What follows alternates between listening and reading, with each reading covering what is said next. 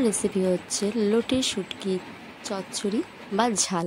চলো তোমাদের সাথে একটু শেয়ার করে কী কী লাগে। দেখো, আমি কাঁঠাল দানা, ডাঁটা, আলু, বেগুন আমি সব কিছু রেডি করে নিয়েছি।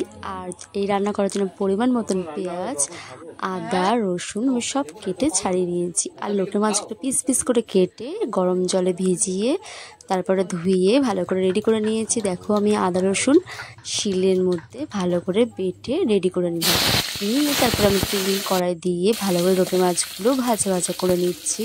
একটু ভালো করে ভাজতে হবে, কারণ হচ্ছে এতে কাঁচা থাকলে খেতে কিন্তু খুব একটা ভালো লাগবে না। তাই জন্য ভালো করে লাল লাল করে মাছটাকে ভেজে নিতে হবে।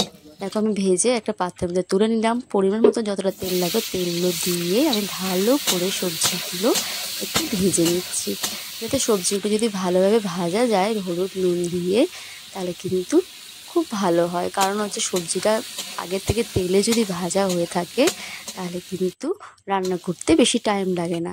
এই জন্য আমি সবজিটা আগের থেকে একটু নুন হলুদ দিয়ে ভেজে তুলে নিলাম। তারপর আমি তেজপাতা, শুকনো লঙ্কা, জিরে ফোড়ন দিয়ে আমি পেঁয়াজটা দিয়ে দিলাম। দিয়ে ভালো করে আমি লাল লাল করে পেঁয়াজটা একটু ভাজা করব। ভালো করে একটু লাল লাল করে ভাজতে হবে, কারণ সবজি যেহেতু ভাজা হয়ে গেছে। পেঁয়াজটা ভাজার জন্য একটু হালকা নুন দিলাম, তাতে খুব তাড়াতাড়ি মজে যাবে আর আমার পেঁয়াজ ভাজাটাও হয়ে যাবে। তারপরে পেঁয়াজ ভাজার পরে আদা রসুন পরিমাণ মতন যতটুকু বেটে নিয়েছিলাম সেটা কিন্তু আমি অ্যাড করে দিলাম এর মধ্যে। দিয়ে আমি ভালো করে এটা কিন্তু আমি কষাবো। তারপরে আমি পরিমাণ মতন হলুদ নুন দিয়ে ভালো করে এটা কষাচ্ছি। তারপরে লঙ্কার গুঁড়ো, যে যেরকম ঝাল খাবেন সেই অনুযায়ী কিন্তু ঝাল দেবেন। আমাদের বাড়ি থেকে একটু এইসব মাছের একটু ঝালটা একটু বেশি খায়, সেই জন্য আমি দিয়ে একটু পরিমাণ মতন জিরের গুঁড়োও দিয়ে দিলাম।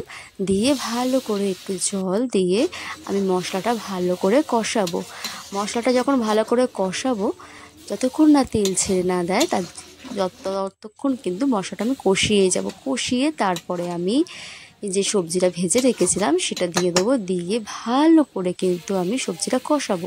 যখন এটা কষানো হয়ে আসবে তারপরে আমি লোটে মাছগুলো যেগুলো ভাজা ছিল সেটা দিয়ে দেবো। দিয়ে ভালো করে কিন্তু একটু নাড়াচাড়া করবো আর একটু ভালো করে এটা কষাবো, যাতে মাছের ভেতরে ভালো করে ঝাল নুন মশলা সব ঢোকে।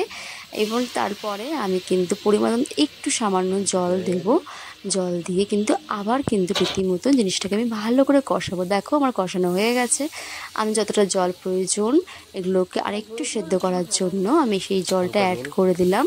আমি কিন্তু বেশি জল দিলাম না, কারণ এটা ঝোল হবে না, এটা তো ঝাল হবে। সেই জন্য আমি ঝাল চচ্চড়ির জন্য কিন্তু আমি অল্প করে জল দিয়ে দিলাম, যাতে সবজিগুলো যতটুকু সেদ্ধ বাকি আছে, মাছগুলো যতটুকু সেদ্ধ বাকি আছে সেটা হওয়ার জন্য আমি কিন্তু জল অ্যাড করে দিলাম। দেখো, জল অ্যাড করার পরে আমি নামিয়ে ফেলেছি। এইরকম দেখতে হয়েছে শুটকি মাছের হচ্ছে লাল লাল ঝাল ঝাল হচ্ছে